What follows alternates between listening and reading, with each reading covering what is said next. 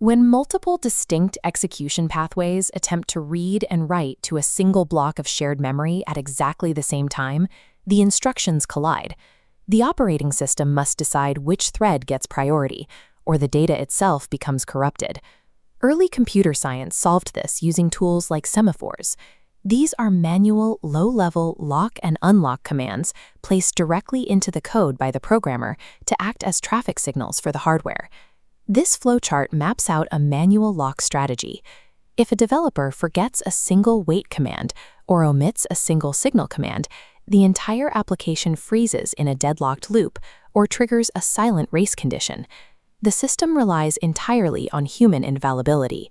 Operating systems eventually moved past this vulnerability by introducing a compiler-level encapsulation tool called the monitor. A monitor is a high-level synchronization construct. Rather than relying on scattered manual locks, it creates a strict structural boundary, restricting execution to one process or thread at any given time. To understand how this works, we will build a monitor from first principles, map its internal condition variables, and analyze the execution semantics that govern how modern operating systems schedule CPU time. Manual locking mechanisms demand perfect code execution from the programmer. Monitors achieve structural safety by taking the lock mechanism out of the programmer's hands entirely. A monitor architecture structurally groups shared data and procedures inside a single boundary. Its defining feature is implicit locking. When a thread crosses the perimeter to execute a procedure, the monitor instantly snaps shut. Concurrent threads attempting access are deflected into an external entry queue. There are no explicit lock or unlock commands written in the procedure code itself. The boundary handles the locking automatically based on the presence of an active thread. As long as that initial thread remains active inside the procedure, the monitor's entry mechanism prevents any other thread from executing. Mutual exclusion is a direct property of the boundary itself. By forcing all interactions through this automatically locked pathway, the monitor architecture eliminates the possibility of race conditions caused by forgotten or misplaced locks. Mutual exclusion creates a new, distinct systemic problem.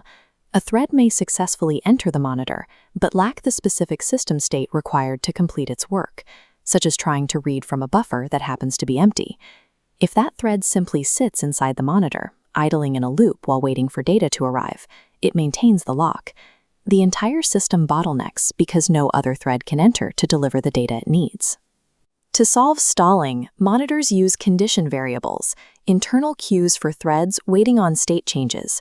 Calling wait moves a stalled thread into a queue, releasing the main lock.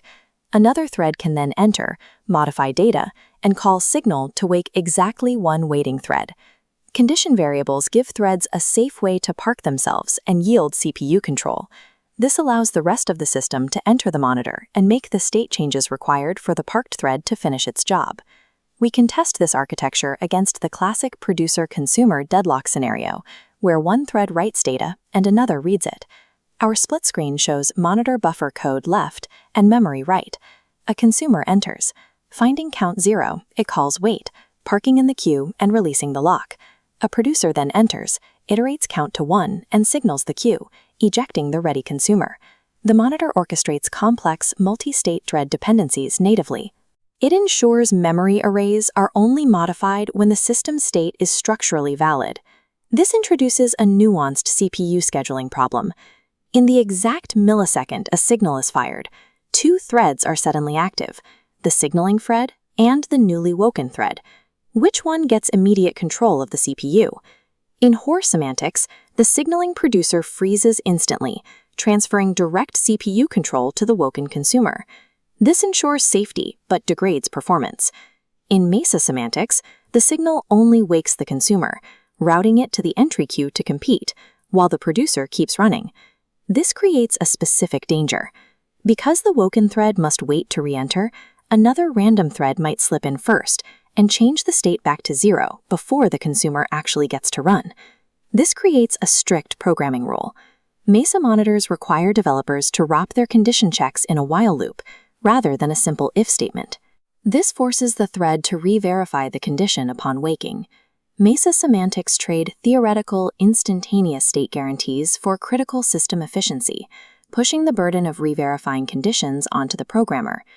We can evaluate monitors against semaphores and mutexes across 3 critical engineering axes: abstraction level, safety, and ownership.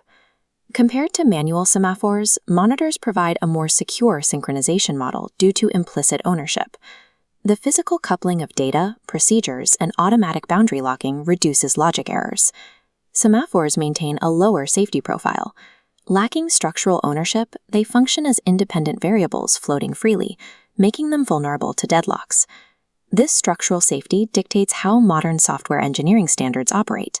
This Java class shows inherent monitor design in action. In Java, every single object can function as a monitor through built-in compiler keywords like synchronized, paired with wait and notify methods. Java relies on Mesa semantics, enforcing the use of while loops to maintain high execution efficiency. Lower-level systems programming, such as POSIX threads in C or C++, handles this differently. In POSIX, engineers do not have an automatic monitor keyword. They must manually construct the exact behavior of a monitor by deliberately pairing a mutex with explicit condition variables. By encapsulating state and control within a single structure, monitors shifted the burden of synchronization from the individual developer to the compiler. This structural approach defines how modern languages like Java and C# manage high concurrency environments today.